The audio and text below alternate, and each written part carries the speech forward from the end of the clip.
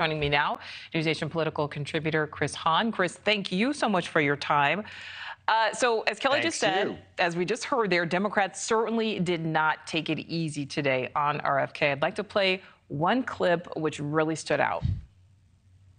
My own children have been the targets of brutal anti-Semitism on social media. You fan those flames and jeopardize their safety. You've marginalized other groups too, like Asian Americans and the LGBTQ plus community. And worse, you don't seem to care or brush it all off to misquotes and misunderstanding. Frankly, it's disgusting. All right, that was Representative Debbie Wasserman Schultz, a Democrat. Do you think this is all about legitimate outrage over his comments, or is there also possibly some fear RFK Jr. could play spoiler when it comes to 2024? Let me just start with the second part. RFK Jr., like Connor Roy, should go back to his ranch and spend his money. He is not going to be a factor in the 2024 election. He is not going to be the Democratic nominee. He's not going to ruin Joe Biden's chances. And I would be surprised if he makes any significant gains. What he said over the weekend, or what came out over the weekend, was atrocious.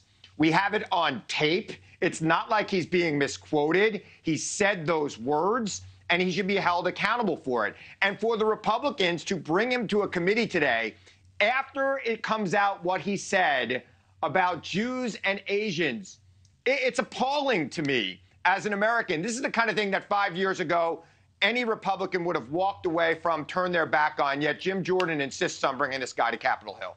Well, it's so interesting, Chris, because we see where he's polling right now. But when it comes to, support, potential support from other Democrats, at least Democratic lawmakers, certainly after these comments, that may not be there. But RFK Jr., as you know, was on our air last month for our NewsNation town hall. He told Elizabeth Vargas he will not support the Democratic nominee if he does not win the primary. Let's listen to that. Will you pledge to support whoever the Democratic nominee is, whoever it is, whether it's you, whether it's President Biden? Oh, of course I'm not going to do that.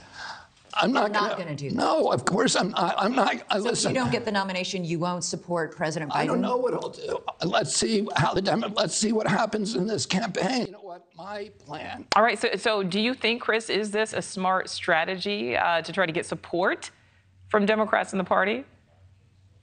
No, I don't think anything about his campaign is smart. I don't think about anything that he has said about COVID, about vaccines, about frogs. I don't think any of that is smart. I don't think RFK Jr. is smart. And I think if RFK Jr.'s name was Chris Hahn, he wouldn't be getting 13% in the polls. And by the way, those numbers are coming down because more people are seeing him thanks to the work we've done exposing him to America with his own words and his own actions. He is not going to be a popular figure in the Democratic Party. There's a lot of affinity for the Kennedy name, and it's particularly Robert Kennedy, who I think was a great visionary. But Robert Kennedy Jr. is not an apple that has fallen not too far from the tree. He is a nut that has fallen way far from the tree, and he will have no place in the Democratic Party primary. Well, Chris, before we let you go, I just want to push you a little bit on him. You say he will not be a spoiler, but again, right now it is July. We know that this election is at this point essentially a year and a half away. He's polling at 13, 14%. It is possible those numbers will go higher. It is possible he will, in fact, legitimately be a spoiler. Yeah, it's also possible that I will grow a full head of hair by the end of the year, but it's very unlikely.